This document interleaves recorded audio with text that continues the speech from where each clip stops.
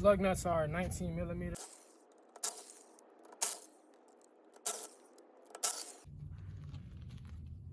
Go ahead and remove one right here.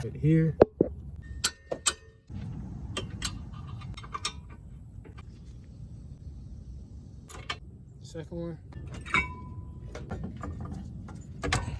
And the rotor comes straight off.